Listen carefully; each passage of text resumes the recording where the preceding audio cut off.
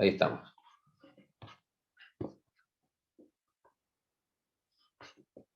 Bien. Entonces, hoy vamos a dar una mirada, una pasada por los instrumentos de medida que vamos a utilizar en nuestro curso. Y vamos a tratar de rápidamente iniciarnos en esta cuestión para poder utilizarlo rápidamente. Y después ir aprendiendo algunos detalles de a poco. Lo primero que podríamos decir, si intentáramos hacer una clasificación de los instrumentos, lo primero que se nos podría ocurrir, quizás podrían haber otras, pero separar aquellos instrumentos que nos permiten medir en régimen permanente o aquellos que nos permiten medir en régimen transitorio. Dentro de los equipos que nos permiten medir en régimen permanente,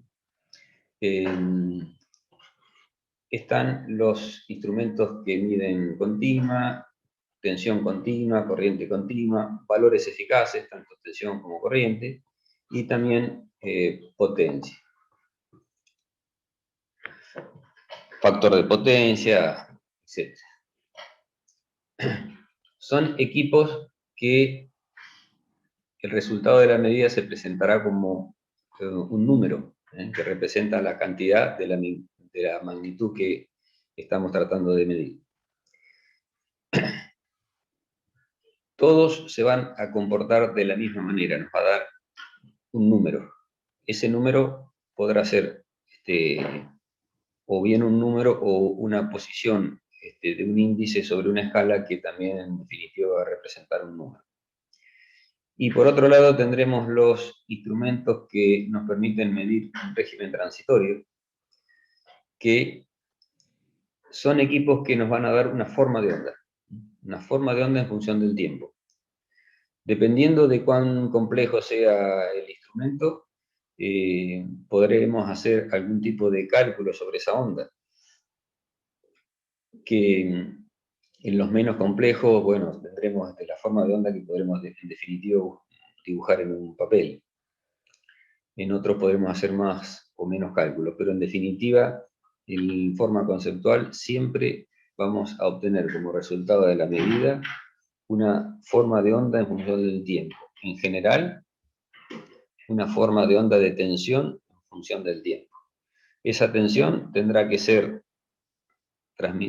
transformada o puede ser transformada en valor de corriente, en valor de presión, en valor de fuerza, no son el tiempo, pero en definitiva estos equipos en general miden una forma de onda de tensión en función del tiempo y después, bueno, en función de lo que se necesite medir, se puede, ya digo, transformar a través de un derivador o ya lo vamos a ver. Nosotros nos vamos, bueno, esos instrumentos son de dos tipos en general, que son osciloscopios o adquisidores de datos. Los osciloscopios, dispositivos de toda la vida, digamos, que son los primeros aparatos que se utilizaron para hacer este tipo de medidas, y hoy día se utiliza mucho el adquisidor de datos, que la idea es prácticamente la misma, pero ya es un aparato más complejo y digital. Estos dos equipos los vamos a ver más adelante. Hoy solamente los ponemos de manifiesto para hacer esta primera diferenciación.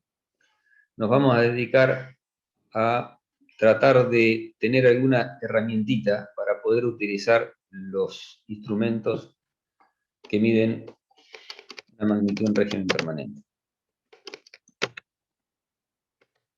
Y dentro de estos instrumentos vamos a hacer también nuestra primera clasificación en analógicos y digitales.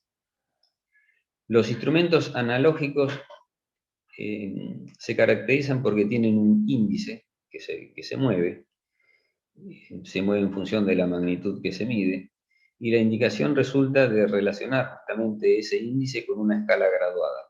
El movimiento es continuo y Entonces la posición de ese índice o aguja, que se le suele también llamar, su forma, nos da el valor o el número de la cantidad que estamos midiendo, de la magnitud que estamos midiendo.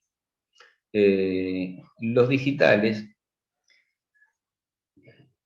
se pueden pensar o ver de dos formas diferentes. El digital como un instrumento cuya indicación aparece en forma numérica, independientemente de cómo se procese la señal, y otra forma de verlo, que también en definitiva va a terminar siendo generalmente en una indicación numérica, pero puede que no, podría ser una indicación analógica al final y ser un tratamiento digital, que es según el tratamiento de la señal, que se la trate en forma digital. Esto lo vamos a ver con más detalle más adelante, es decir, el principio de funcionamiento. Dado que los instrumentos analógicos están, digamos, siendo ya de menor uso que los digitales, le vamos a dar un poquito más de énfasis a los digitales desde el punto de vista de su principio de funcionamiento, y por eso lo vamos a hacer más adelante. Hoy vamos a tratar de utilizar los dos instrumentos, tener alguna herramienta para utilizar ambos y meternos un cachitín mínimamente en los analógicos. Porque si bien son instrumentos que cada vez que pasa el tiempo se van utilizando menos porque se utilizan más los digitales, están todavía en uso. Y yo creo que van a estar por un tiempo bastante más, así que hay que aprender a usarlos. Así que nos vamos a meter primero con los analógicos, que es como cronológicamente han aparecido. ¿Qué podemos encontrar o qué vamos a encontrar en un instrumento analógico? Vamos a encontrar una escala, que va a ser, o que es el conjunto de las marcas y números con el cual se efectúa la lectura del aparato. Con estas marcas y la posición de un índice se va a efectuar la lectura del aparato. Vamos a tener en esa escala trazos o marcas. Son las señales que me permiten relacionar la posición del índice con la escala. Y vamos a denominar división al espacio entre marcas sucesivas. Cuando empecemos a utilizar instrumentos vamos a ver que la división o la longitud de la división generalmente no toma cualquier valor. Está ya prácticamente estudiado la longitud que tienen que tener cada instrumento para que la lectura sea razonablemente simple de hacer. Ahora vamos a decir algunas cositas más al respecto.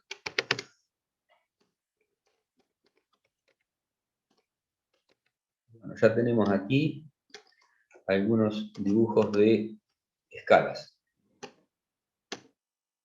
Aquí vemos un poco estas tres cosas que hemos dicho.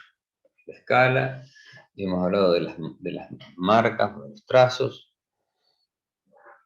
y vemos la división, que es el espacio entre dos marcas, que más o menos a ojímetro ahí es más o menos la misma, ¿no?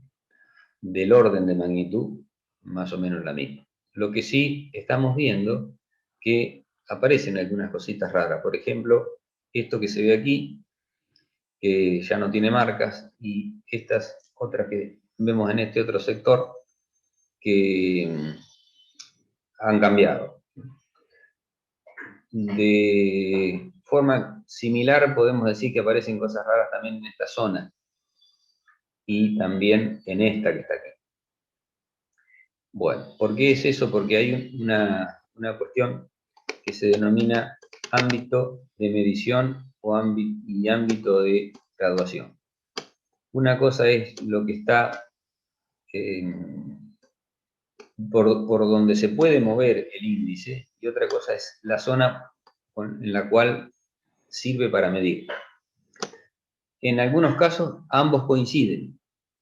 Estos son, que se presentan aquí, son dos ejemplos en el cual no coinciden.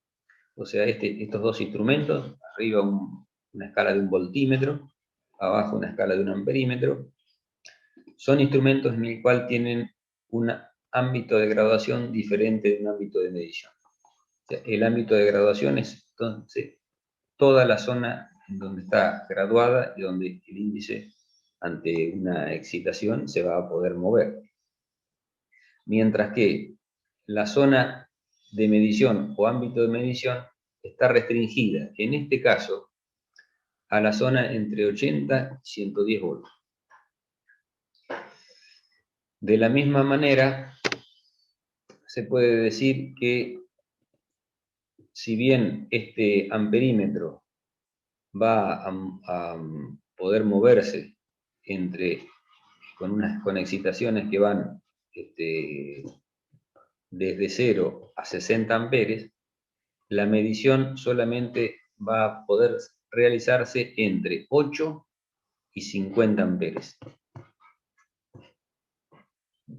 Y aquí tengo, esto debería ser una A.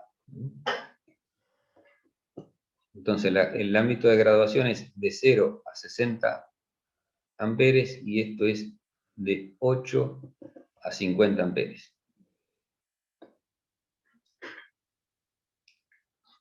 Cuando decimos que el ámbito de medición es el que corresponde, en este caso de 8 a 50, por ejemplo, lo que estamos diciendo en definitiva es que es la zona en donde vamos a poder realizar la medida.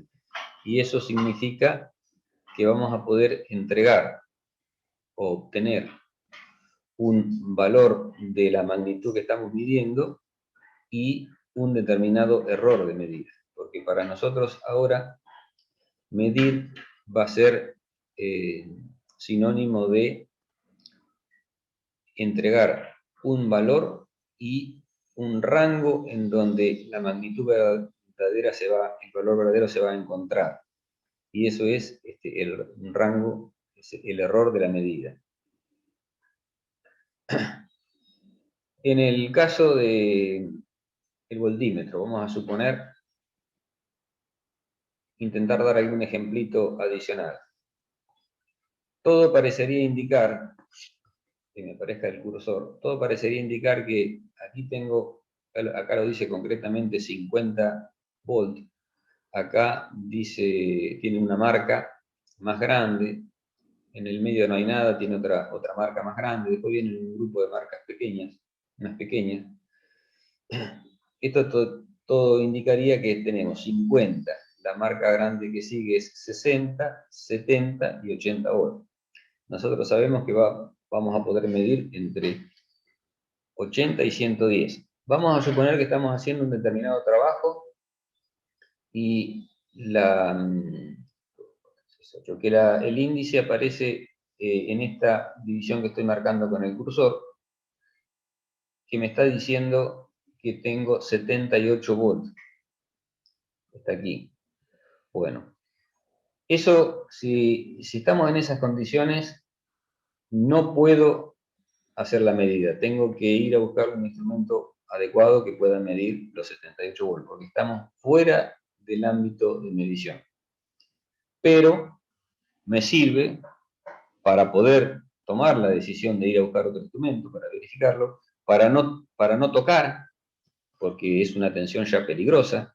O sea, para algo sirve, en definitiva tengo una idea de lo que está pasando, pero no para dar el resultado de la medida, porque no está dentro del ámbito de medición.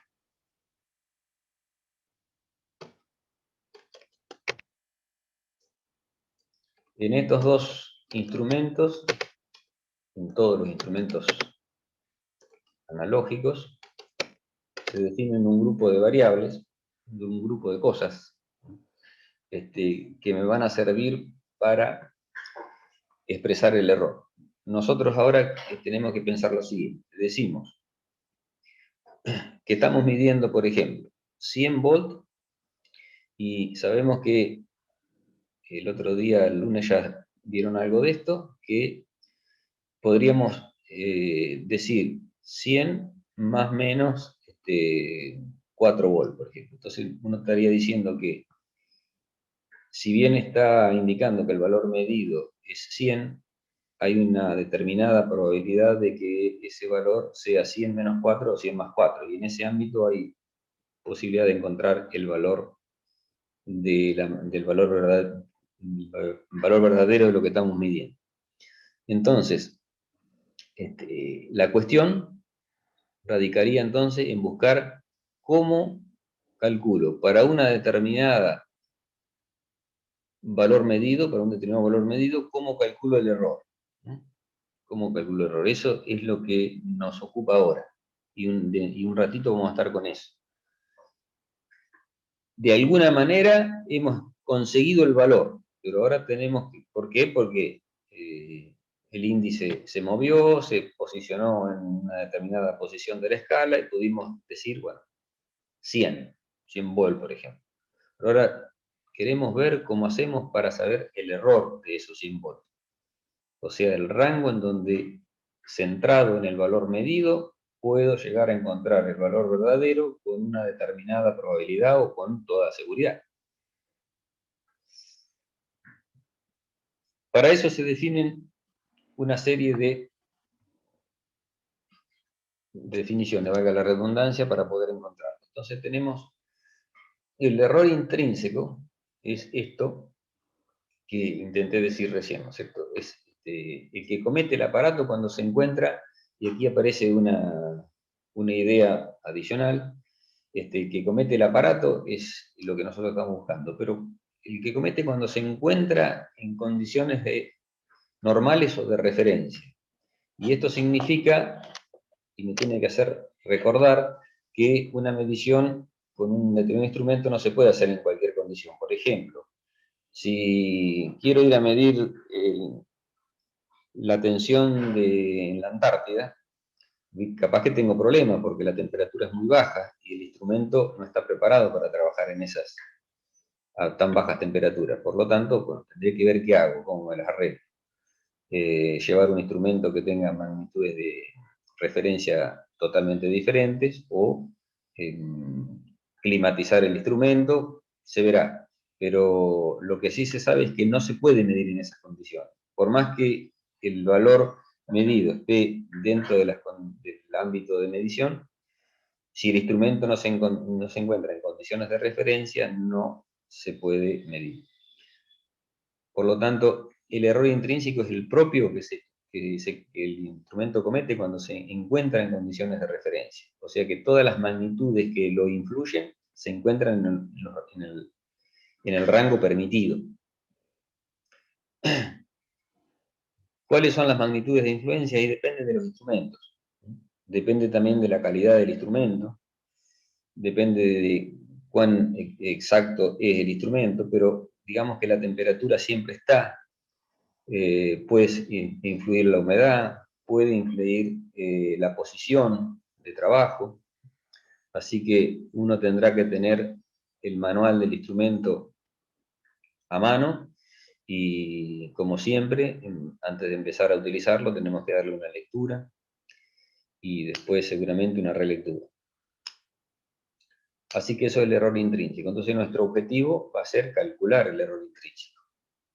Calcular el error intrínseco. Para eso se definen dos cuestiones adicionales, que es el valor fiduciario y el índice de clase. Son dos cosas que nos van a ayudar para poder calcular el error intrínseco.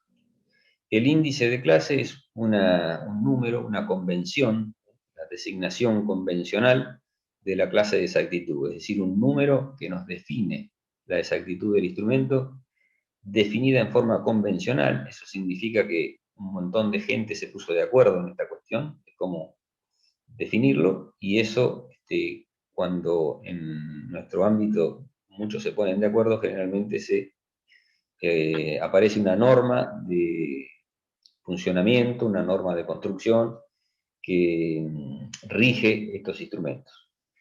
Así que esto está definido en la normativa.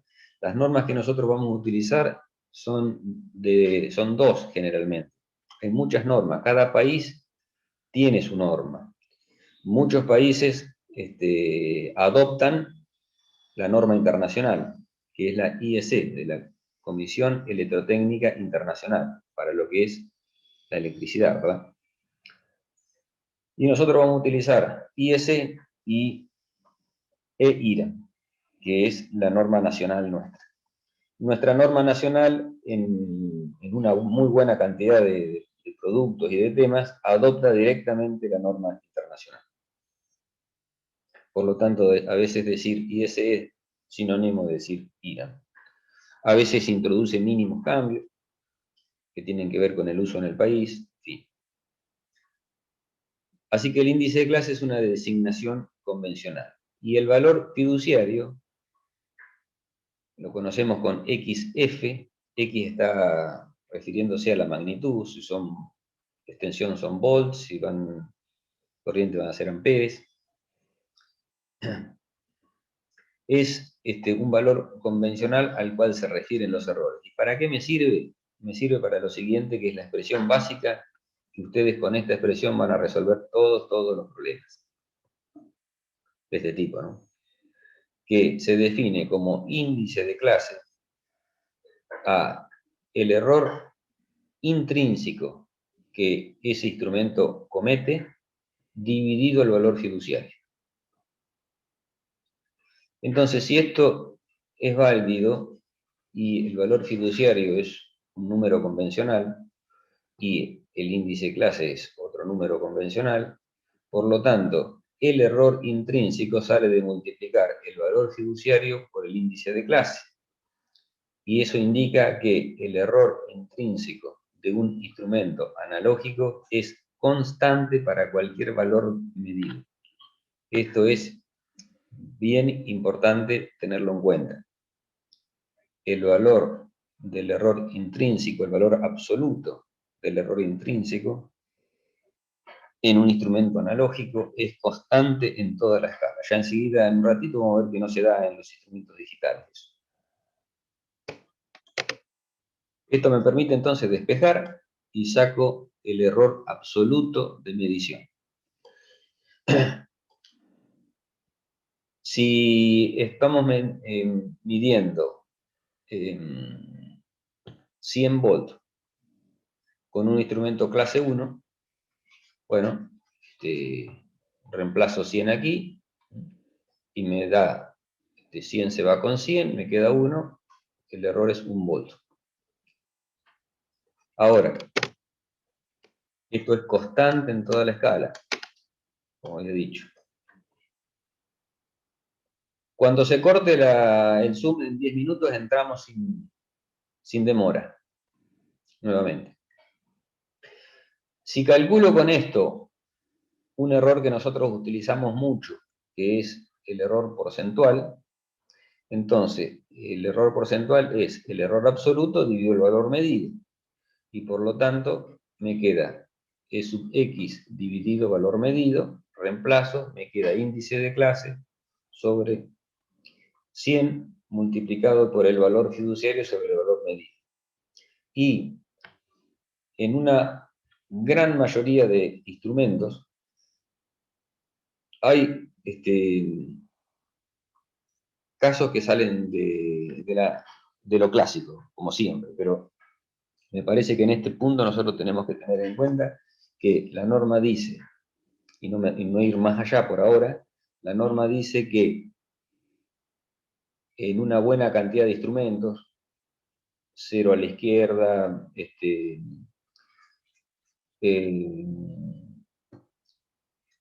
el valor fiduciario es igual al valor máximo de la escala que estamos analizando. Entonces, esto significa que, y esto es otro punto importante que hay que tenerlo muy presente, significa que el mejor error obtenible, el mejor error relativo obtenible va a ser el más pequeño aquí, va a ser cuando este sea el más grande. el denominador sea lo más grande, el numerador me da el más pequeño. Cuando este sea grande, ¿y cuán grande puede ser? Y el valor más grande que puede ser con lo que acabo de decir es igual al valor fiduciario. Con lo cual me queda que el mejor error que se puede cometer con un instrumento analógico es el índice de clase. Y digo que es muy importante porque a veces, llevado por un error de cálculo, uno puede llegar a pensar, o a calcular, esto se los digo porque lo he visto muchísimas veces, y espero que no les pase a ustedes, que está midiendo con un instrumento clase 0,5, por ejemplo, en donde con esta idea nosotros nunca podríamos medir mejor que el 0,5%.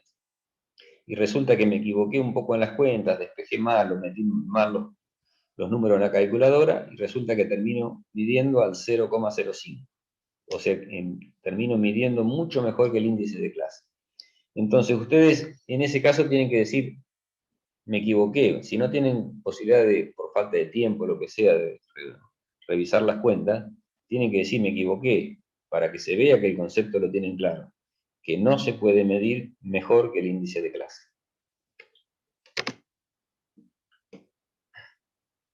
Y bueno, si el error, el menor error posible es con el valor fiduciario coincidente con el valor máximo medido, conviene medir lo más cercano posible al fondo de escala.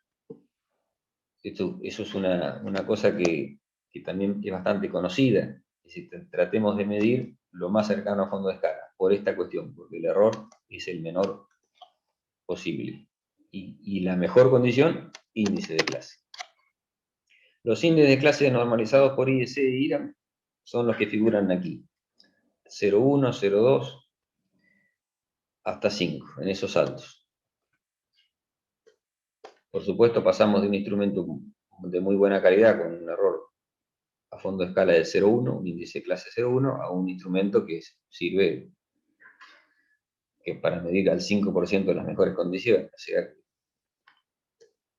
de una calidad totalmente diferente. Vamos a ver cómo leemos entonces un aparato analógico.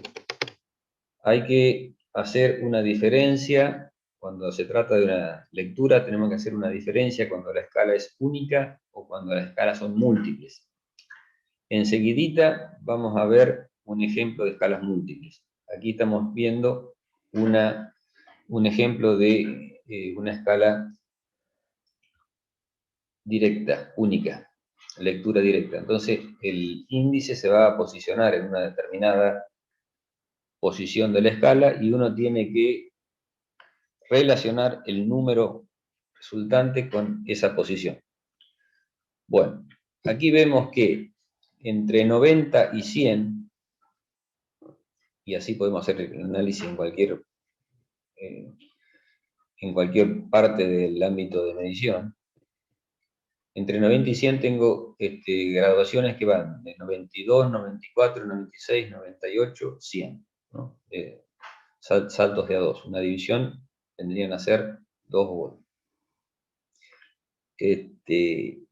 Si el índice del instrumento cayese sobre una marca perfecta, uno trata de mirarlo con todo detalle y dice, no, está perfectamente sobre una de las marcas. Bueno, no cabría duda de que, por ejemplo, podríamos decir 92 volts. Pero, ¿qué sucede si el índice cae en el medio, en el medio de una división? O no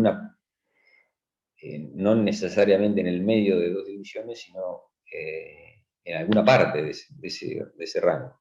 Entonces, no nos queda otra alternativa que estimar el valor visualmente. Con lo cual, para poder estimar el valor visualmente, uno en la mente tiene que intentar dividir esa división en 10 partes y tomar las que corresponden.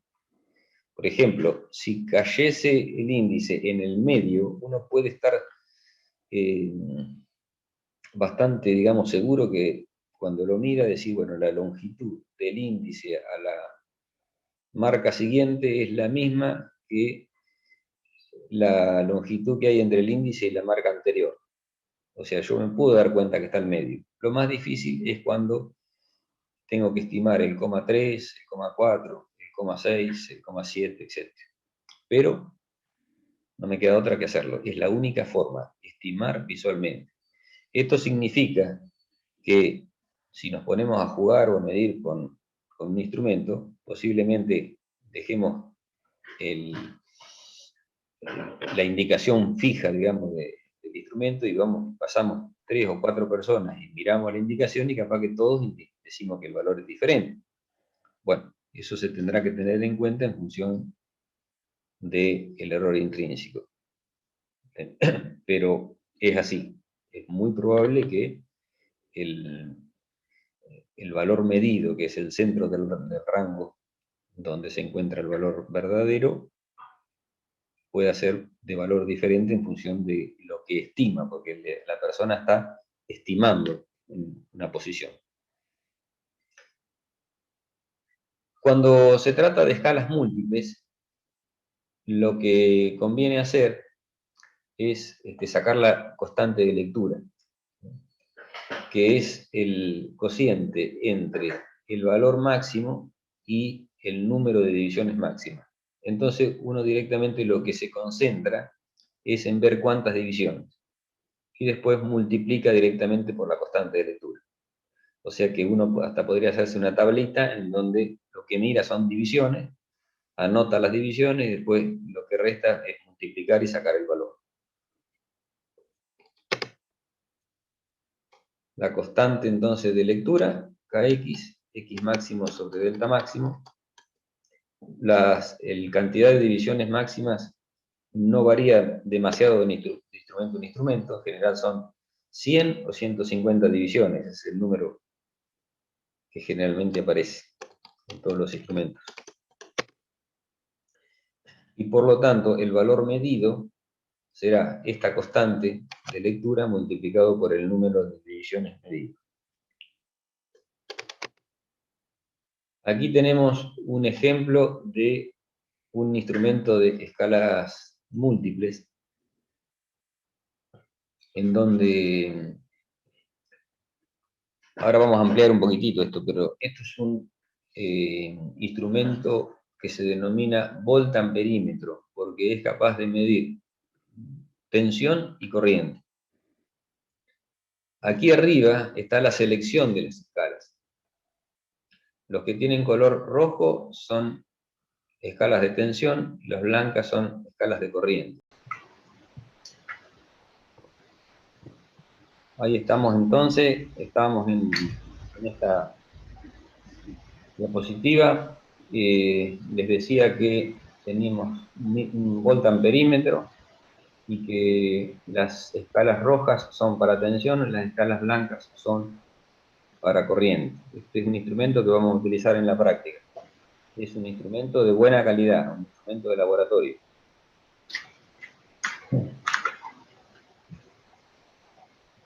La elección de los distintos, ya sea como voltímetro o como amperímetro, se hace a través de esto que estoy señalando aquí, y es una clavija, es un interruptor a clavija. Cuando la clavija entra en el agujero correspondiente, hace contacto y pone el instrumento para... Ahí hay un micrófono abierto que si es posible, si lo cierran, por favor. Entonces, este es un instrumento que en amperímetro es capaz de medir de 1 miliamper hasta 30 amperes. Y en voltímetro es capaz de medir de 50 milivolt a 1000 volt.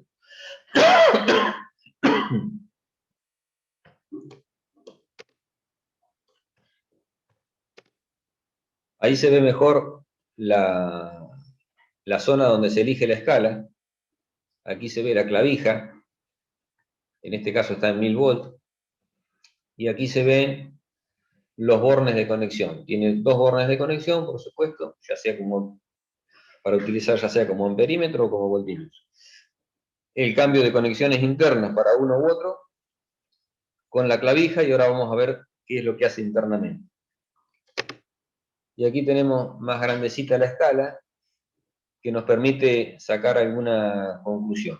Primero se puede ver que tiene un espejito en la parte inferior, que sirve para evitar que la posición del ojo sea la incorrecta. La forma de medir es cerrar un ojo, mirar la aguja con un solo ojo, y moverse al lugar en donde el reflejo del índice quede tapado por el propio índice. Ahí significa que estoy perfectamente sobre el índice y me permite evitar lo que se denomina error de paralaje, ese error debido a que uno no está en una posición adecuada. Así que cierro un ojo y lo muevo hasta que la reflexión del índice sobre el espejo quede tapada por el propio índice. Todos los instrumentos de una calidad importante, por decirlo de alguna manera, tienen un espejito. Después tengo dos escalas, una que tiene 100 divisiones y otra que tiene en realidad 150 divisiones. Nosotros decimos que siempre conviene medir en la escala de 100 divisiones. Es una escala en donde la longitud de una división es tal que a la mente de las personas le resulta fácil, o es la longitud más fácil para poder dividir ese espacio en 10 divisiones mentalmente y tomar la cantidad correspondiente a la posición del índice. La escala superior, que está marcado hasta 300, pero en realidad son 150 divisiones si las contáramos, sirve para tener una idea del valor de la magnitud que se está midiendo en la escala, que son múltiplos de 3. Pero cuando vamos a hacer la medición, que vamos a decir, bueno, número de divisiones, 100, ese va a ir en el denominador. Rango de medida, 100 volts. Bueno, 100 volts sobre 100 divisiones a la constante de lectura, y de ahí seguimos como lo que dijimos recién. Aquí nos está diciendo además que es un instrumento de clase 0,5, o sea, el índice de clase 0,5. Estos instrumentos siempre tienen indicados en alguna parte bien visible la clase. Nos dice también que es un instrumento de imán permanente y bobina móvil, su principio de funcionamiento, que enseguida vamos a decir algunas palabras de eso, y que tiene que estar en posición horizontal, porque la posición es una magnitud de referencia. En algunos casos, cuando se trata de instrumentos muy delicados, que ya, eso sí, están dejándose de usar, si bien existen, tienen que tener un determinado control de nivel la mesa donde se apoya, o sea, hay que poner un nivel y nivelarla.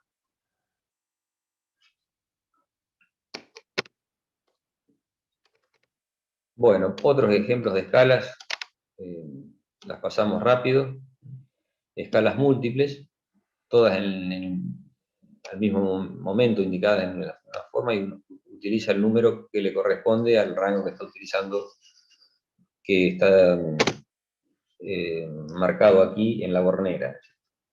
Si voy a medir una tensión menor de 50 volts, de 150 volts, lo utilizo en el rango 150 volts con estos dos bornes, y por supuesto acá voy y miro la parte de arriba. Y en todo lo mismo, siempre estimando la posición. La posición que cae dentro de una división, estimándola. Otro ejemplo de una escala diferente, este es un multímetro analógico, y este es mi primer multímetro analógico que me compré cuando vine a estudiar hace muchos años. Lo pongo aquí porque me trae buenos recuerdos.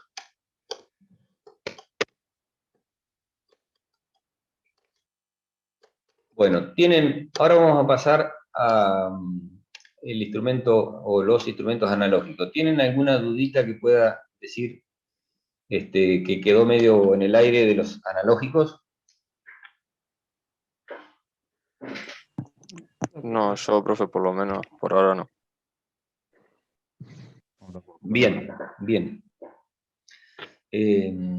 Entonces, hasta ahora sabemos, tenemos alguna herramientita, digamos, para poder, sabemos qué instrumentos existen, sabemos que con la posición del índice en los analógicos sacamos el valor medido y que podemos hacer una cuentita a través del índice de clase y el valor fiduciario, podemos sacar el rango o error intrínseco, rango donde se encuentra el valor verdadero o error intrínseco. Ahora vamos a tratar de hacer lo mismo, pero en un instrumento digital.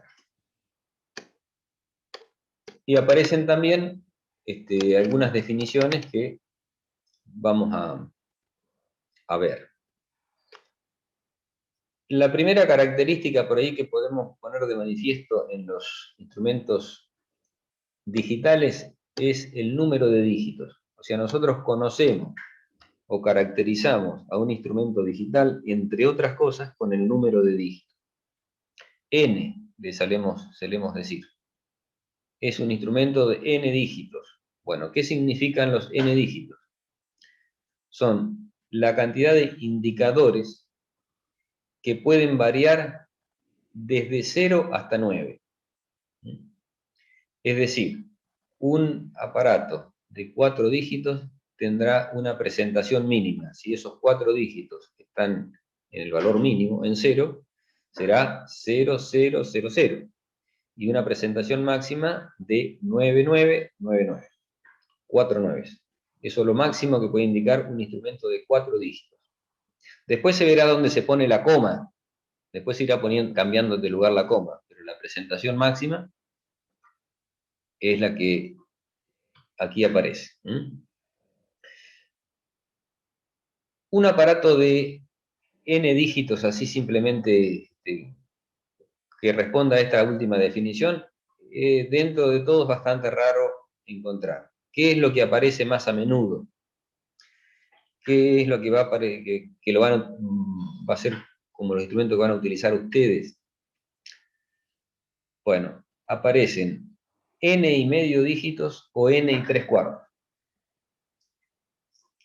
El n y medio es muy, muy clásico. Y son instrumentos que hoy día se encuentran de bajo costo. Una versión muy difundida es el de 3 dígitos y medio. Ese es el que por ahí tenemos, si alguna vez se compraron alguno de ustedes un instrumento, es muy probable que tengan un instrumento de 3 dígitos y medio. En el laboratorio tenemos unos cuantos. ¿Qué significa 3 y medio? Significa que hay 3 dígitos que responden a la definición anterior, es decir, que pueden variar entre 0 y 9. Pero hay uno, que es el más significativo, que puede variar solamente entre 0 y 1. Por lo tanto, este instrumento de 3 dígitos y medio tiene una presentación máxima de 1,999. 1999 es la presentación máxima, o también se le dice que es la cantidad de cuentas. 1999 cuentas. Esto hace que un instrumento de este tipo pueda tener rangos de, en lugar de decir 199,9, decimos directamente 200. El rango es el rango de 200 milivolt, 2 volt, 20, 200, y podría ser 2000 en principio, porque en principio la cantidad de cuentas lo daría, pero resulta que se termina en 1000, porque 1000 es el límite de la baja tensión. Se considera que 1000 volts es baja tensión. Más de 1000 volts ya empieza a haber otras necesidades de aislación y de seguridad. Y por lo tanto, se trataría de algún instrumento más sofisticadito. Entonces, se corta en 1000. es el único valor el cual no responde a la cantidad de cuentas. El valor máximo no responde a la cantidad de cuentas. Los demás sí. Así que 1999 lo aproximamos como si fuera 2000 para redondear los rangos.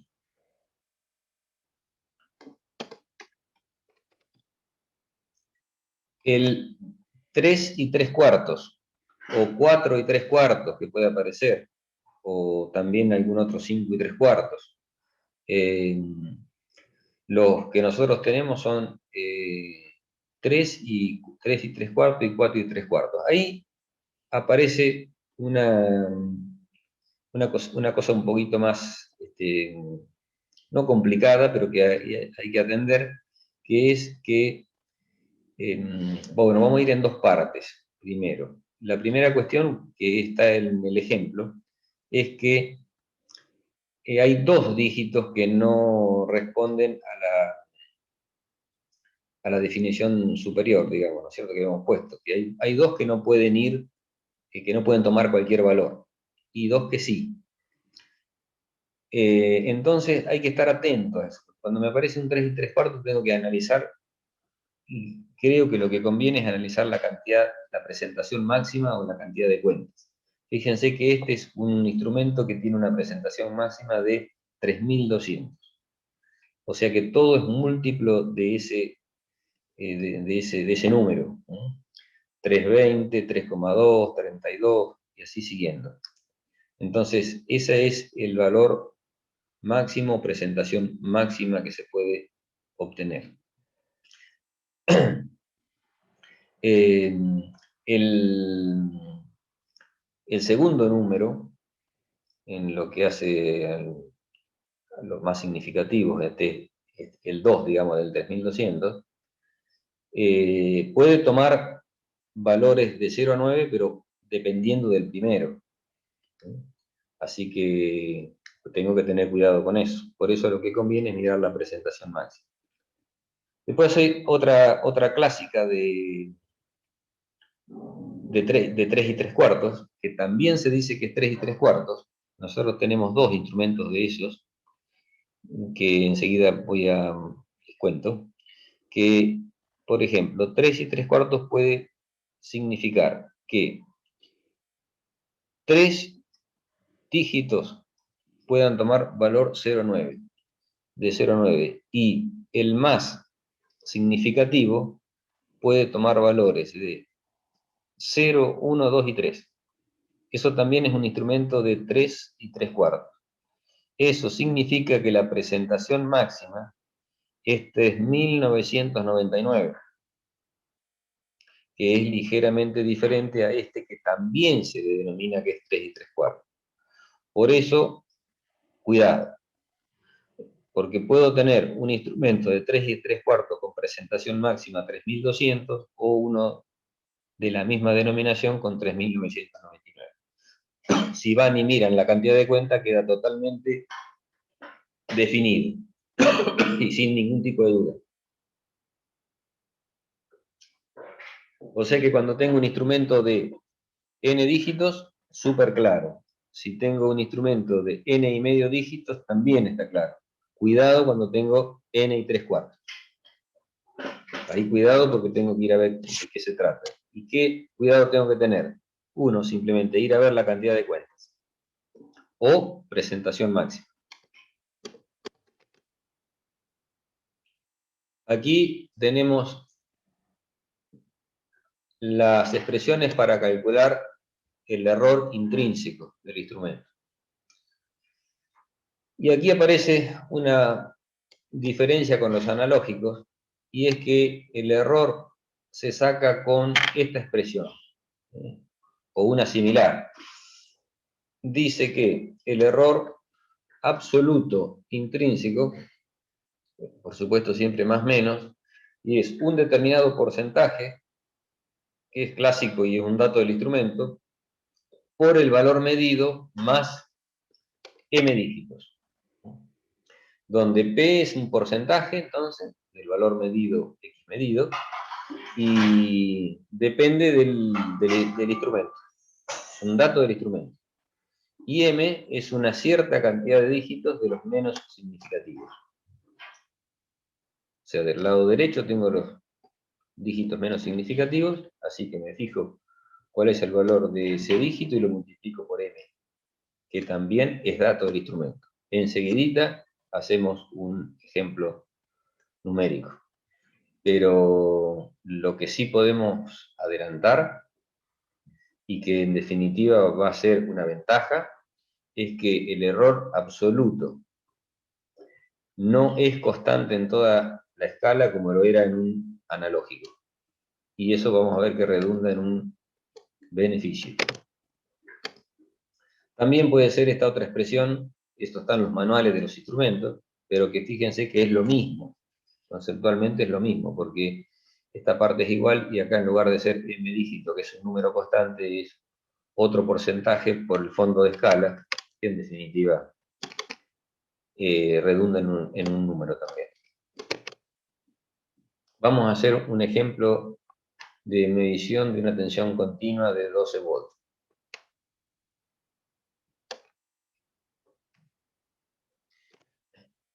Queremos medir algo que sabemos que ronda los 12 volts y tenemos disponible un voltímetro analógico que responde a la idea de que recién vimos.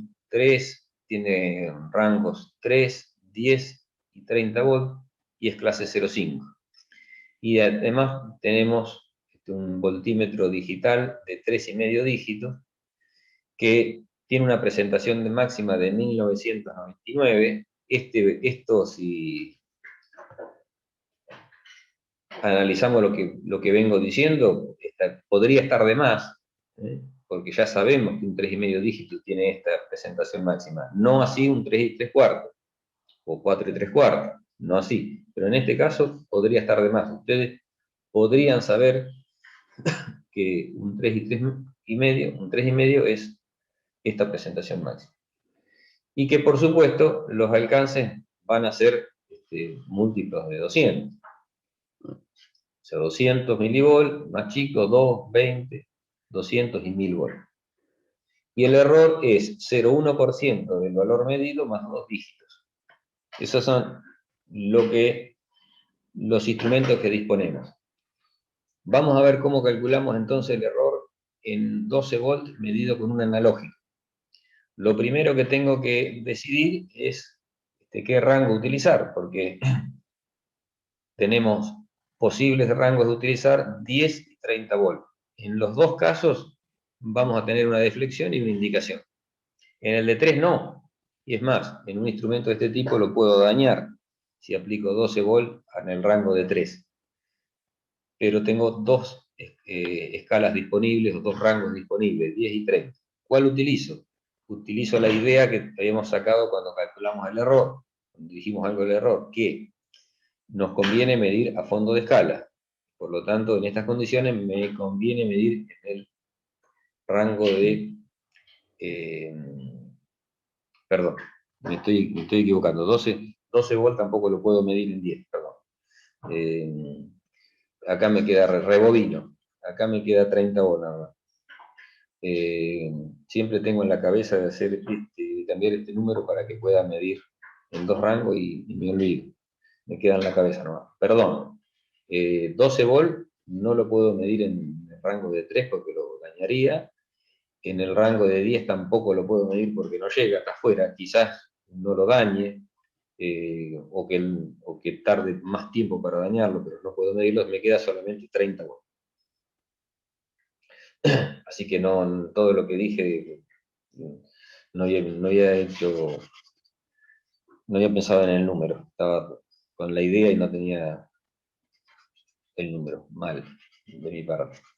30 volts. Entonces, el error intrínseco, aplico la definición y es 0,5 dividido 100, que es el índice de clase, multiplicado por 30, que es el fondo de escala o valor fiduciario. Eso me da 0,15 volts, aproximadamente 0,2 volts.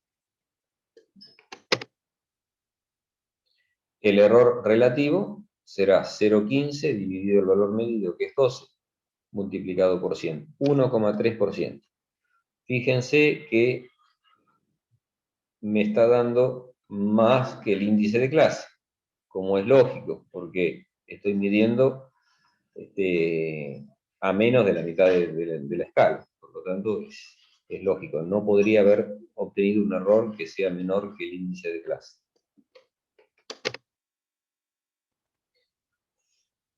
En el digital aplicamos lo mismo, ¿cierto? Y lo que se puede ver acá es que los 12 volts los voy a medir en el rango de 20 volts. De 20 volts. Acá sí tengo más posibilidades porque podría medirlo en 200 y podría medirlo en 1000 también. Todos voy a tener indicación. Pero como siempre se va a medir mejor cuanto más cerca del fondo de escala esté, utilizo el rango de 20 volts. En el rango de 20 volts, la presentación máxima es 1999, la coma estará aquí, en el 19,99, ¿verdad? Ese será el rango de 20. Por lo tanto, el dígito menos significativo de esta escala será 0,01. Estoy aquí, entonces el dígito, la coma está aquí, estoy señalando, el dígito menos significativo es este que está aquí, y un dígito menos significativo es 0,01, que como tengo el dato es dos dígitos, es 0,01 por 2. Y aquí pongo 0,02 de volt. Hago la cuenta, 0,032, aproximadamente 0,03 de volt. Y el error porcentual, dividido 12, que es el valor medido, por 100, 0,27%.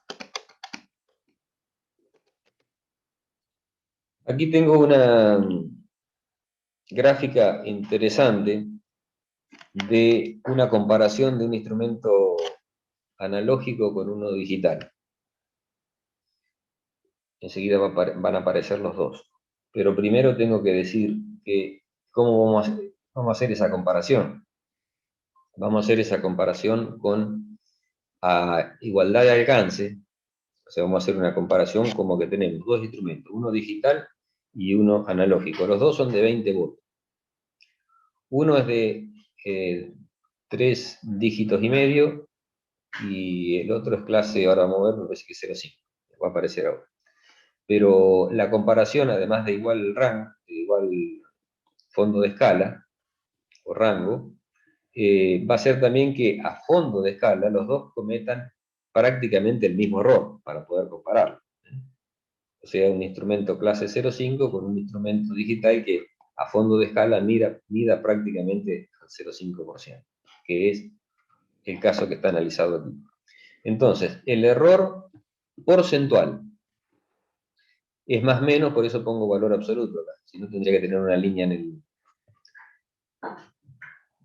la parte negativa también. Entonces, valor absoluto del error porcentual, me quedo con la parte positiva solamente y hago esa gráfica, ¿no es cierto? Hago la gráfica de este error y me queda lo que ven ustedes aquí.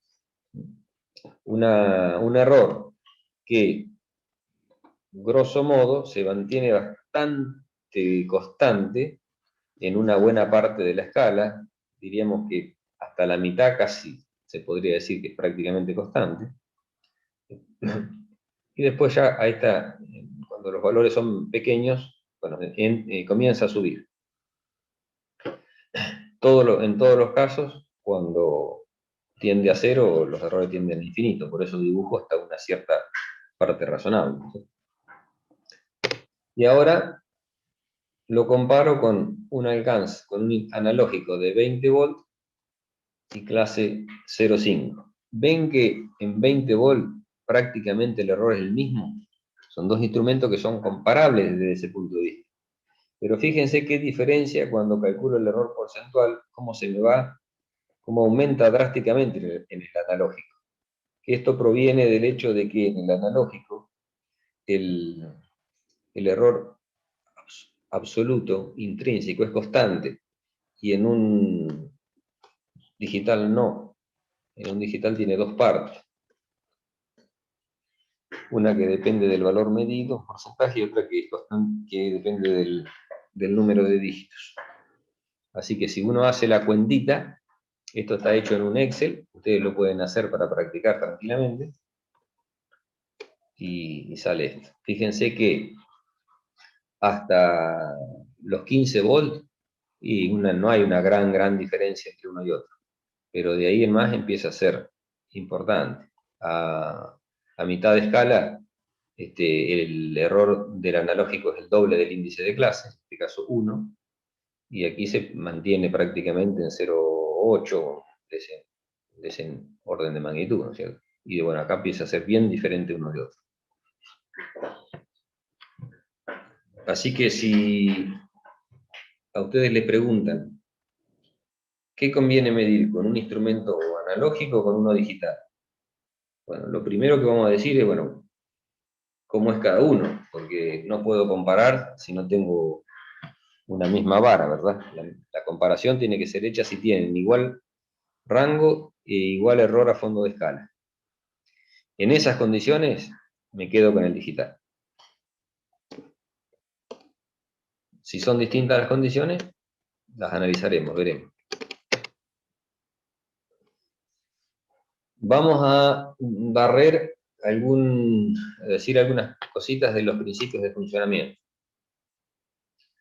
En 10 minutos, cuando se corte, 10 minutos, contamos 5 minutos después del corte y volvemos a entrar.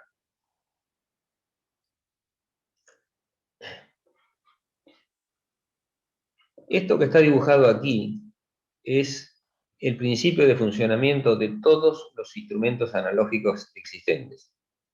Es decir, tenemos una escala y tenemos un índice que se va a mover en una determinada dirección en función de la magnitud medida. De alguna forma tenemos que buscar cuál es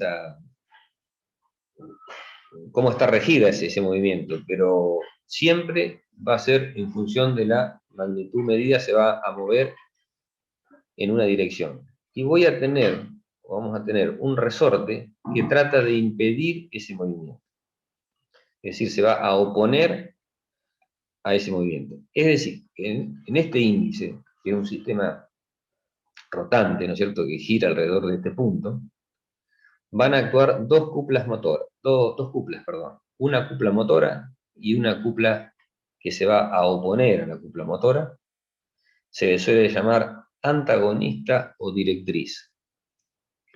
Así que cuando esa cupla, la cupla antagonista o directriz, que va a depender de un resorte, va a ser proporcional, como es la fuerza de un resorte cuando es longitudinal, que es proporcional a la longitud, en este caso es proporcional al ángulo. Así que la cupla va a ser una constante por el ángulo. Y la cupla motora dependerá en cada caso de cómo funciona. La cuestión es que, como están opuestas, cuando una sea igual a la otra, el índice se va a detener con un determinado ángulo. Y ahí va a ser la posición de lectura. Así que entonces, esto que dije con palabras, en definitiva está puesto aquí con alguna ecuacioncita, que es, de este lado, la cupla directriz, una constante por el ángulo, y de este lado, el valor medio de la cupla motora, que es una constante por el valor medio por definición, que es 1 sobre t, integral entre 0 y t, de la cupla motora, que es una función del tiempo, diferencial de t.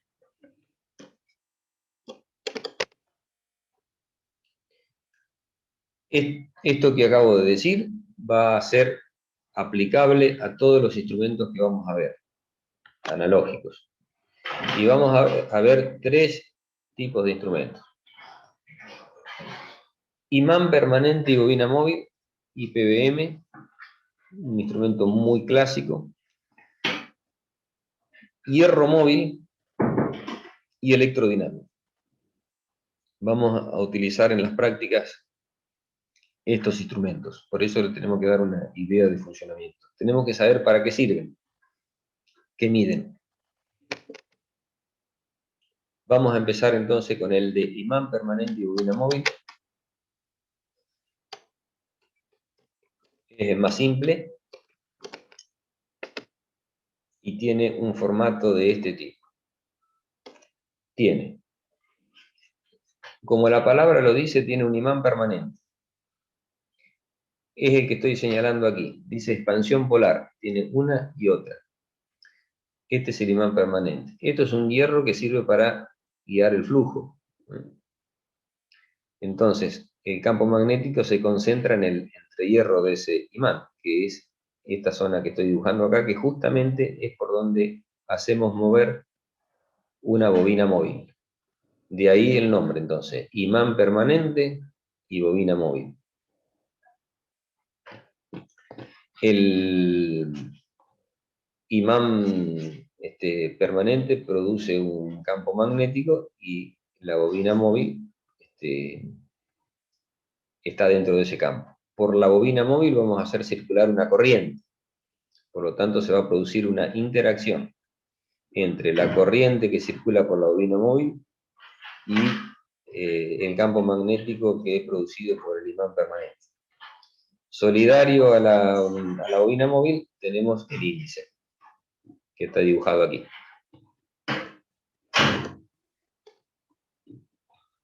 Esta parte que vemos aquí es un hierro que forma cilíndrica, que lo que sirve es para que el entrehierro, que es el que estoy marcando aquí, tenga siempre el campo magnético en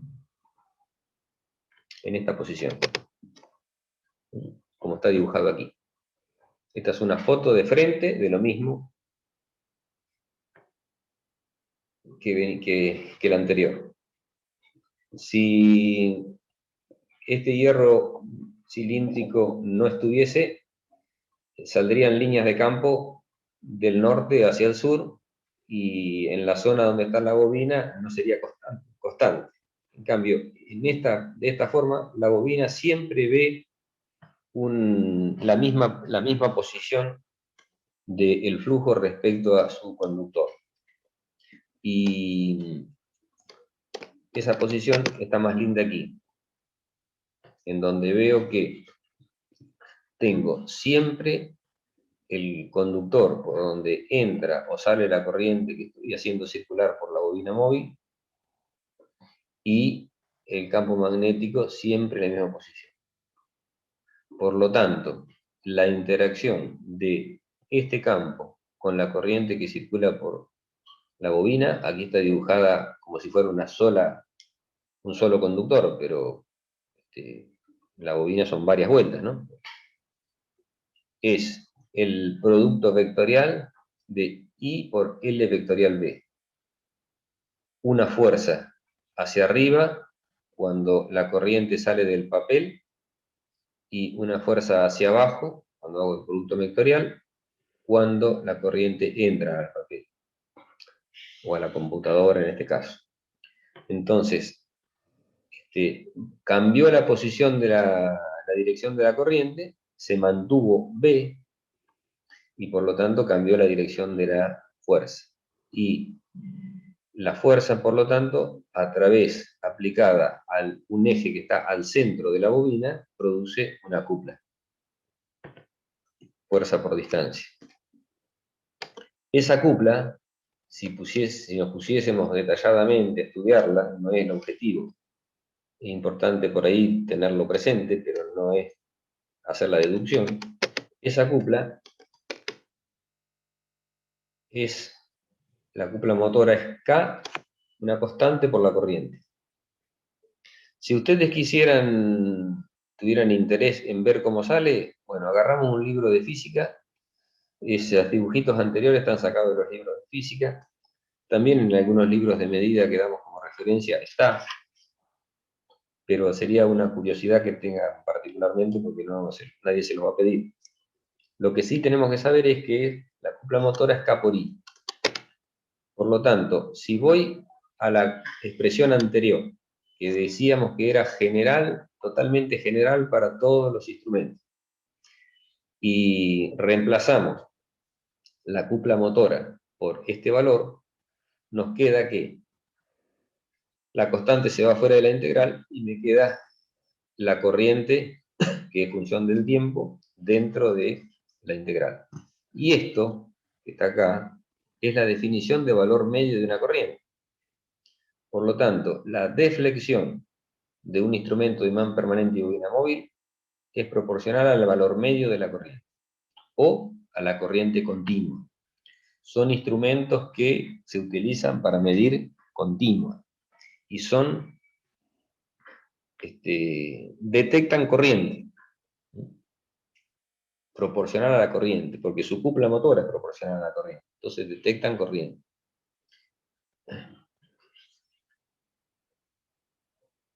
Podríamos decir, por ejemplo, que aquí, ¿qué sucede si hacemos ingresar, inyectamos a una bobina móvil de un instrumento de imán permanente de bobina móvil una magnitud de corriente alterna?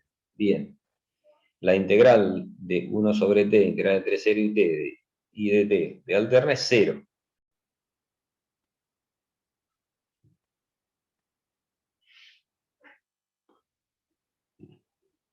Bien, entonces decía que si poníamos una alterna aquí adentro, el valor es 0, y por lo tanto no va a haber deflexión.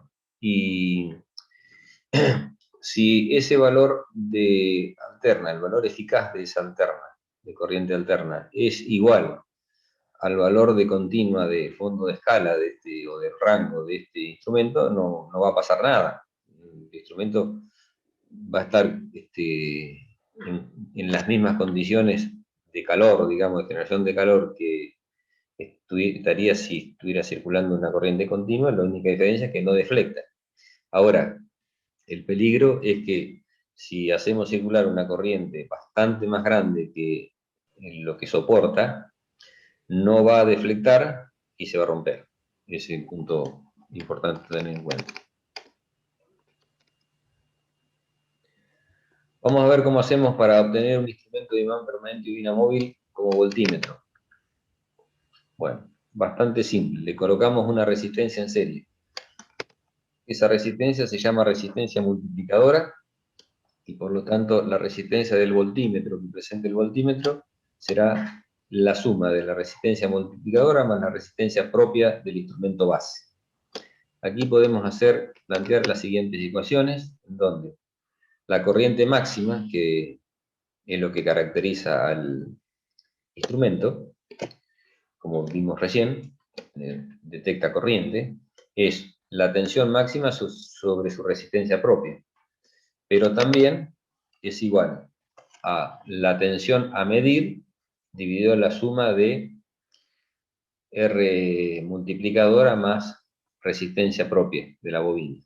Y eso es igual a U sobre RB, donde RB es la resistencia voltimétrica, es la resistencia que tenemos que calcular para poder evaluar las condiciones de consumo de ese instrumento, evaluar si se aparecen errores adicionales debido al consumo propio. RB es la resistencia voltimétrica a la que tenemos que calcular. Y si arreglamos un poquitito esto, me queda que el I máximo es 1 sobre RB sobre U, y donde este número, que me da la corriente máxima,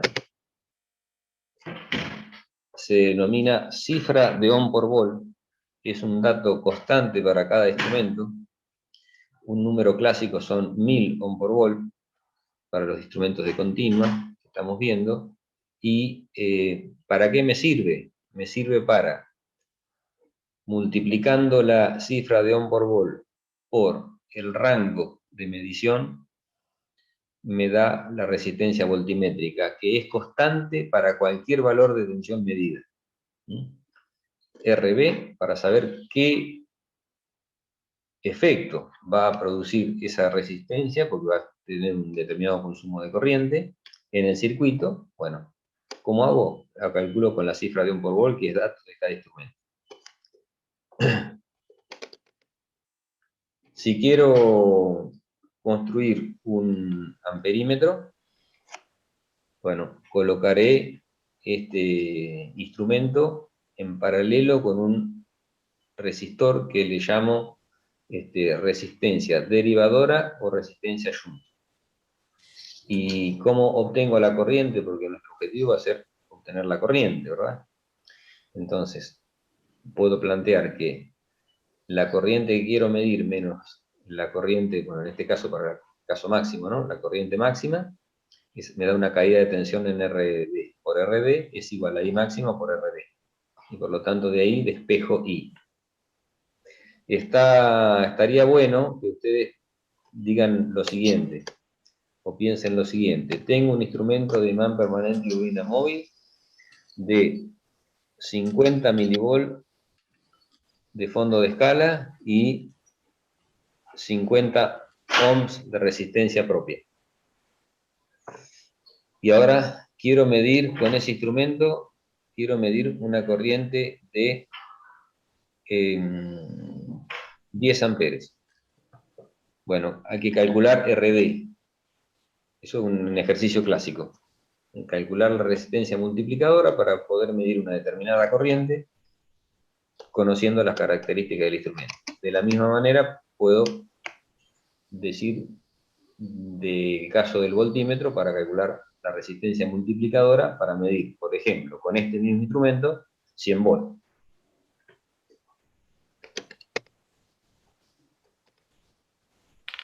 Vamos a pasar a otro de los instrumentos que vamos a utilizar, que es el instrumento de hierro móvil. Ahora tenemos un índice, fíjense el mismo esquema, ¿no? Un índice asociado a una cupla antagonista. Esta cupla se va a oponer al movimiento que se ve acá en la figura, que trata de girar sobre este eje. La diferencia está en que la cupla que se ejerce ahora sobre el índice es diferente al caso anterior. Ahora tenemos una bobina fija, aquí está dibujada, por donde vamos a hacer circular una corriente. Y dentro de esa bobina es posible que se mueva un hierro. Es posible que se mueva un hierro. Por eso, hierro móvil, porque se puede mover dentro de la bobina un hierro. De ahí la palabra hierro móvil.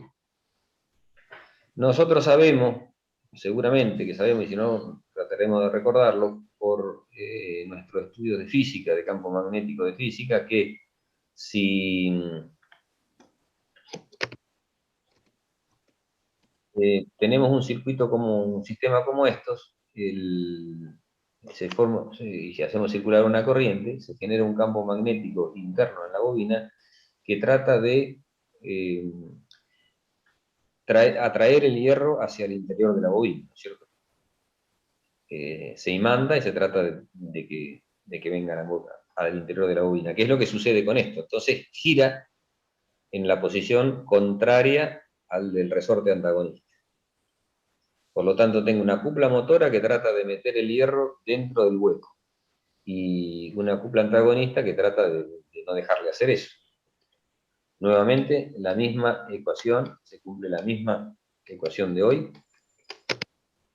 Y podemos decir que si estudiásemos de la misma manera que hicimos hoy con la cupla motora que se producía con la bobina móvil, si la estudiásemos en este caso, les adelanto que es bastante más compleja para llegar al valor, pero se puede llegar al valor, y la cupla motora es una constante, pero por la corriente al cuadrado, no por la corriente, por la corriente al cuadrado.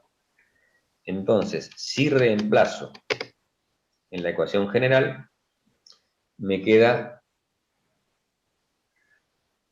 una constante por el ángulo, entonces una constante adicional, k por k', 1 sobre t integral entre 0 y t de i cuadrado diferencial de t.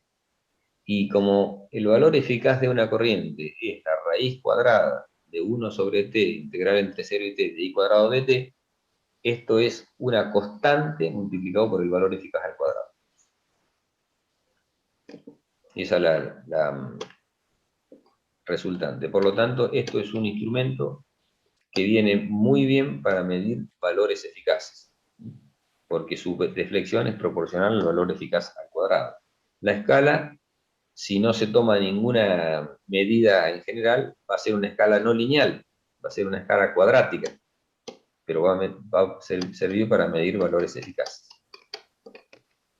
Y con ciertos cuidados adicionales, puede medir también valores de continua, porque el valor eficaz de una continua es la propia continua. Por lo tanto, también serviría para medir valores de continua. Lo que sí que desde el punto de vista práctico, el fabricante tiene que hacer ciertas cuestiones para que los errores se mantengan dentro de lo que es esperable. Por lo tanto, nosotros que nos quede esta idea, que un instrumento de hierro móvil puede medir tanto alterna como continua. Si no está preparado para medir continua, va a deflectar ante una continua, aunque no se pueda, aunque no valga el índice de clase. Y por último, diría que esto me está diciendo entonces que la escala es cuadrática, no es lineal. Y cuando veamos un instrumento de hierro móvil, vamos a ver que la escala es bastante lineal. Bueno, ¿por qué sucede así? Porque el fabricante trata de que las escalas sean lineales, y por lo tanto, para poder linealizar esta escala, que naturalmente no lo es, hace que K, esta constante, no sea tan constante, que tenga una cierta variación, y por lo tanto compense la no linealidad de la corriente. Por eso se ve que las escalas de los instrumentos de hierro móvil son bastante constantes, digamos, por lo menos en una buena parte. En la parte cercana al cero ya se complica y por ahí varía a la vista, pero si no es bastante constante. Por último, de los instrumentos analógicos, el instrumento electrodinámico. Su principio básico es dos bobinas, una fija y una móvil. Por la bobina fija se hace circular una corriente que nosotros vamos a llamar IF. Y por la bobina móvil, una corriente que le llamamos IM. La bobina móvil nuevamente está solidaria al índice. Y nuevamente el índice tiene una cupla antagonista exactamente igual que las que venimos analizando. Entonces, si en un sistema D, con bastante trabajo, tratamos de ver cuál es la cupla motora que se le aplica al índice, se obtiene esto. Que la cupla motora es una constante por el producto de la corriente en la bobina móvil multiplicado por la corriente en la bobina fija. Ese es el resultado. Y si a ese resultado lo ponemos en la ecuación general, nuevamente tenemos algo muy parecido. Nos queda que ahora es la integral 1 sobre t integral entre 0 y t de corriente por bobina fija multiplicado por corriente por bobina móvil. Y esto nos da la posibilidad de hacer varias cosas. Por ejemplo, si llegásemos a poner el más intuitivo, si se quiere, si llegásemos a conectar el instrumento de tal manera que la corriente es la misma, o sea, la misma corriente que pasa por la bobina fija, pasa por la bobina móvil, las ponemos en serie, entonces me queda I cuadrado. O sea que si llegásemos a hacer eso, un instrumento electrodinámico es igual a un instrumento de hierro móvil. porque deflecto en función de la corriente eficaz al cuadrado. Porque si estas dos son iguales, me queda I cuadrado de T, que es la misma expresión que aparecía en el hierro móvil.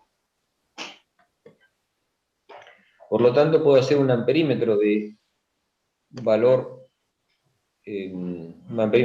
eficaz, y podría ser también un amperímetro de continua con la misma idea que habíamos expresado cuando apareció el de hierro móvil. También siempre dentro de ciertos cuidados, no siempre un instrumento, si bien deflecte, va a mantener las características metrológicas, que es lo que buscamos para medir. Así que, si es válido tanto para continua como para alterna, lo va a decir el fabricante. Hay algunos que sí, otros que no. También podemos hacer un voltímetro. Lo único que tenemos que hacer es ponerle a este amperímetro que logramos una resistencia multiplicadora. Y también tendríamos un voltímetro. Así que había voltímetros de valor eficaz electrodinámicos. Y ahora, el uso más importante que se le da a los instrumentos electrodinámicos, que hace que hoy todavía se sigan utilizando mucho. Es decir, uno puede ser que no encuentren un voltímetro ni un amperímetro electrodinámico, pero sí un batímetro electrodinámico. Ese sí es muy usado todavía. Y se debe a lo siguiente. Vamos a suponer que por la bobina móvil hacemos circular una corriente que es proporcional. O sea, para que sea proporcional tenemos que colocar una tensión, proporcional a una tensión. Para eso tenemos que colocar en serie con la bobina móvil una buena resistencia multiplicadora. Por lo tanto, la corriente va a ser proporcional a esa resistencia multiplicadora, como lo era en IPBM. Y me quedará que la corriente va a ser proporcional a U cresta seno de omega t. Y por la bobina fija vamos a hacer circular una corriente que no le colocamos nada, o sea, le hacemos circular la corriente de un circuito. Y la vamos a suponer a esa corriente como I cresta seno de omega t menos phi, que esto es sinónimo de decir que la tensión y la corriente no están en fase. Eso lo puedo lograr con el circuito que se me antoje, con cualquier circuito lo puedo hacer. Entonces ahora reemplazo IM y F en la ecuación general de la cupla. Ya despejo las constantes, saco las constantes porque tengo la proporcionalidad acá. Acá puse proporcional, por lo tanto saco todas las constantes. Ya sé que el ángulo, que venía de una expresión que decía K por alfa, o KD por alfa, ya dejo alfa solamente, que es el ángulo. Y esto es proporcional al producto de la tensión cresta por la corriente cresta. Pero si se trata de una sinusoide, sabemos que hay un raíz de 2 que la calcula. Por lo tanto, pongo U eficaz, y ese raíz de 2 por raíz de 2, ya lo meto dentro de las constantes, lo saco. Y entonces lo que me queda de la integral son dos pedacitos. Cuando hago la multiplicación, porque ahora tengo que multiplicar seno de omega t por seno de omega t menos pi. Cuando haga esa multiplicación me va a quedar dos términos que se ven aquí. 1 sobre t, integral entre 0 y t de coseno de phi de t, menos 1 sobre t, integral entre 0 y t de coseno de 2 omega t menos pi. Esto que tengo aquí adentro, esta parte con esta parte, es una sinusoide del doble de la frecuencia original. Pero que en un periodo me da 0. Por lo tanto, esto se va. Este otro término, esto es un término constante, por lo tanto, sale fuera de la integral. Y la integral 1 sobre t, integral entre 0 y t de dt, es t. Por lo tanto, t se me va con t. Y me quedó que alfa es proporcional a U eficaz, I eficaz, coseno de phi. Y eso es potencia. Por lo tanto, este es un instrumento ideal para medir potencia. Y de hecho se utiliza mucho.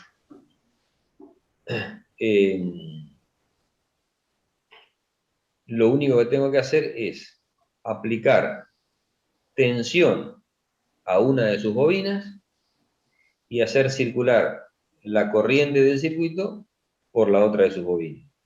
Y con lo cual me va a dar U por I por coseno de phi. Es un instrumento que deberé tener cuidado en el uso, porque imaginemos por un momento que el desfase es 90 grados, o cercano a los 90. Entonces, coseno de 0, coseno de 90 es 0, o cercano a 0. Entonces, puede ser que con magnitudes importantes de U eficaz e I eficaz, la deflexión sea muy pobre, muy pequeña deflexión, y sin embargo se estropeen las bobinas. Por eso siempre tengo que estar utilizando un instrumento de estos con un amperímetro en serie para verificar que no me pase de la corriente y un voltímetro en paralelo para verificar que no me pase de la tensión. Eso es importante.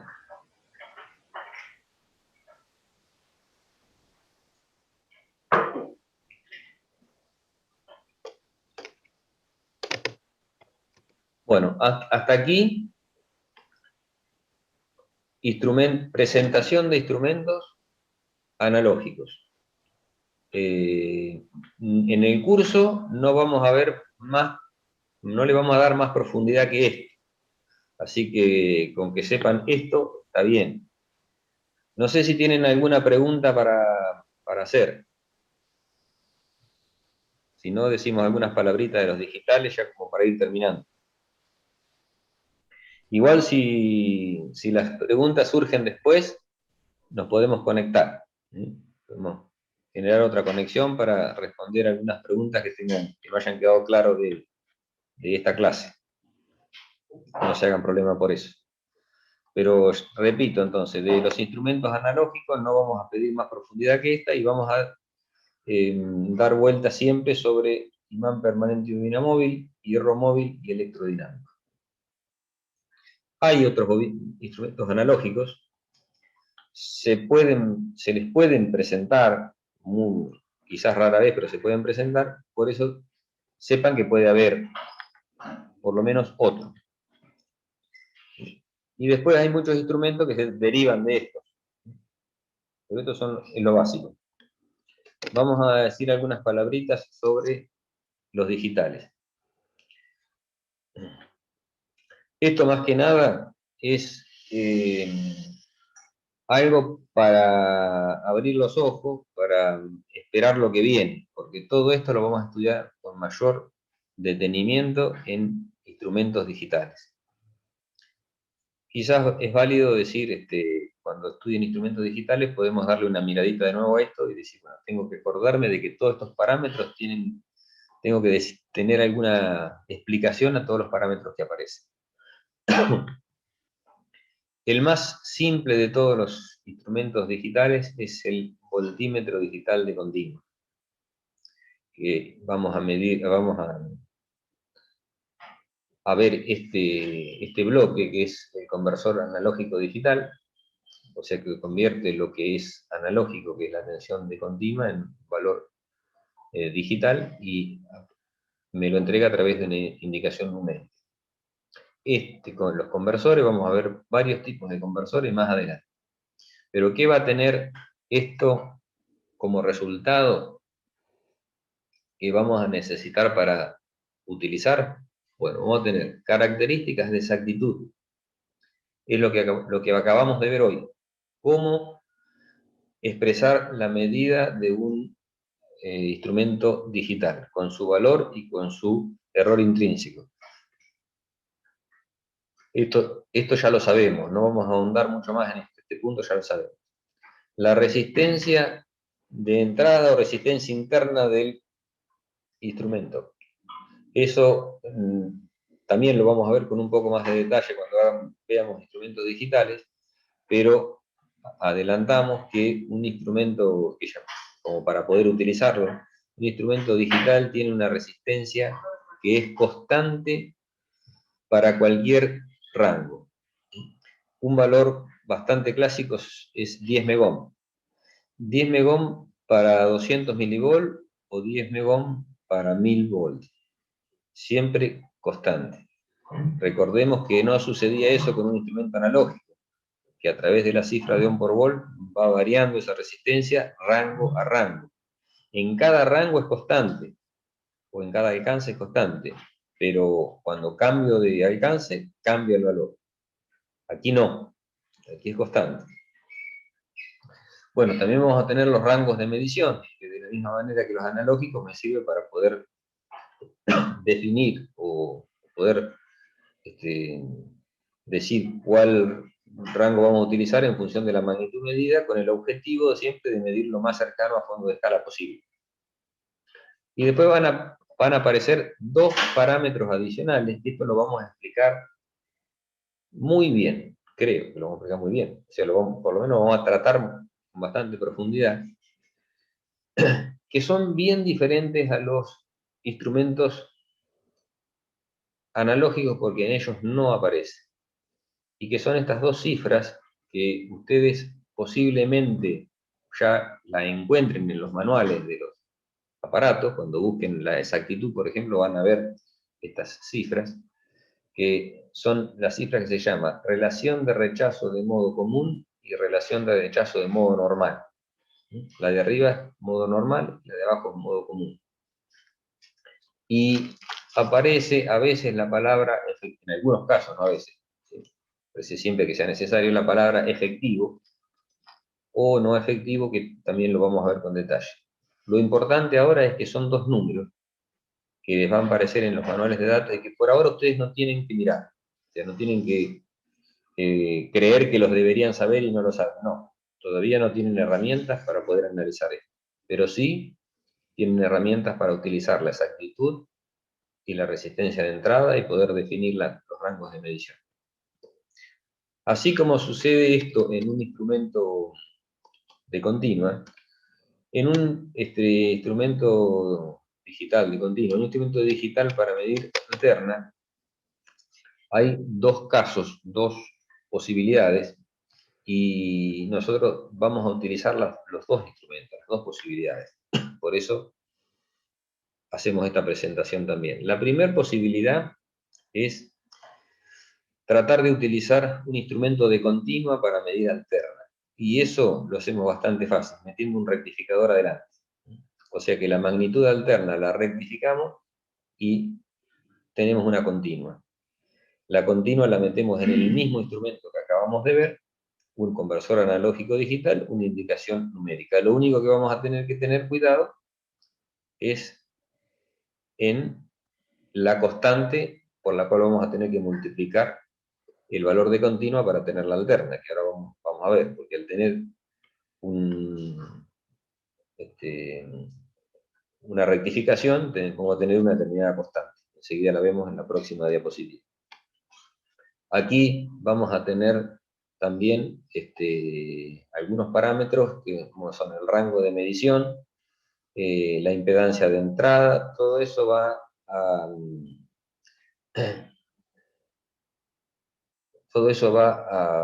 a ser igual. Así que ustedes se hacen hincapié solamente en lo que se necesita, mejor dicho, en lo que vieron hoy. Exactitud, impedancia y rangos. Si nosotros tenemos una tensión alterna y la rectificamos, nos queda esto que está aquí. Y si hacemos la cuenta, el valor medio de esta, integral entre 0 y t, u seno de omega t, bueno, aquí voy a integrar, como se repite ahora la forma de onda, voy a integrar entre 0 y t sobre 2, y multiplico por 2, y lo voy a hacer en un periodo, y resuelvo me queda que el U eficaz es el U medio por 1,11. Entonces, Para poder encontrar el valor eficaz, lo único que tengo que hacer es medir el valor medio y multiplicar por 1,11. Esta multiplicación la hace directamente el instrumento, internamente. Por lo tanto, lo que nosotros vamos a medir va a ser directamente valor eficaz. Pero el fabricante me va a avisar, me va a decir, señor, este instrumento es un instrumento que mide valor eficaz a través de valor medio, con un factor de forma de onda 1,11. Entonces nosotros ya vamos a saber que estamos trabajando con un instrumento de este tipo. ¿Y para qué me va a servir? Y me va a servir para que si pongo una forma de onda diferente, ya no va a ser válido, porque esto está preparado para 1,11.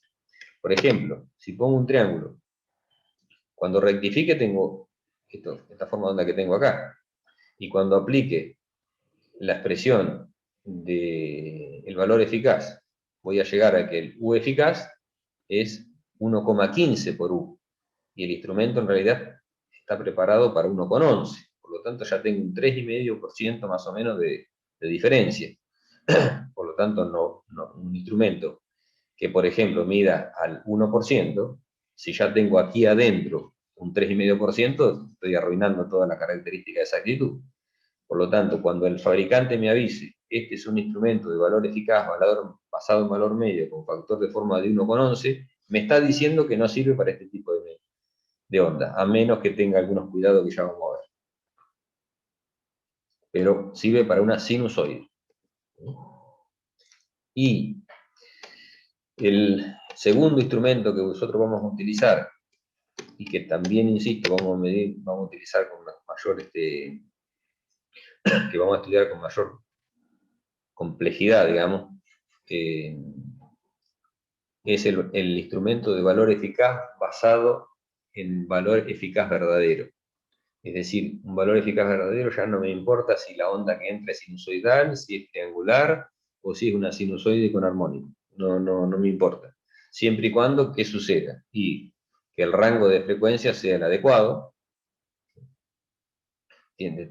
Como todos los aparatos eléctricos y electrónicos tienen un ancho de banda, el cual es válido. A veces, cuanto más ancho de banda tiene, más caro es, digamos, más costoso es. Y después tendrá los rangos de medición, la exactitud, lo mismo que hemos visto hoy. Impedancia de entrada, lo mismo que hemos visto hoy, y algunos parámetros adicionales que, insisto, vamos a ver con más detalle más adelante. Para usarlo nos alcanza esto. Es decir, que si ustedes tienen en sus manos un instrumento digital, primero van a mirar a ver si es para continuo o para alterno. Esa es la primera cuestión. La segunda cuestión, si lo van a utilizar en alterna o si es para alterna, van a tener que verificar si es basado en valor medio o basado en valor eficaz verdadero. Todo lo van a poder utilizar las cosas que hemos visto hoy, para cualquiera de los tres casos. Y insisto en el hecho de que si llega a ser un instrumento basado en valor medio, bueno, mucho cuidado porque puedo cometer errores importantes con ondas diferentes. Con eso, hasta ahí me basta hoy. No necesito más por ahora para empezar a trabajar. Así que, bueno, esto ha sido todo por hoy. Tengo 6 minutos más o menos para terminar este Zoom. Me quedo para contestar las preguntas que crean convenientes, si es que hay. Si se alargan, podemos abrir otro Zoom también. Profe, le quería hacer una pregunta y y una sugerencia también por el tema de Zoom y esas cosas. La primera, la pregunta era si había algún avance con el tema del Classroom y de las actividades prácticas para que podamos ir haciendo ejercicios y esas cosas. Sí, eso no estoy yo metido directamente en eso, pero se larga en breve. Ok. Eso no te preocupes que en breve ya vas a tener para entretenerte. Perfecto, buenísimo. Y la segunda era a ver si podíamos, en vez de utilizar Zoom, que veo que se corta a 40 minutos y esas cosas, con otras cátedras y en medidas mismo el lunes usamos Google Meet, que realmente me parece que sería mucho más cómodo.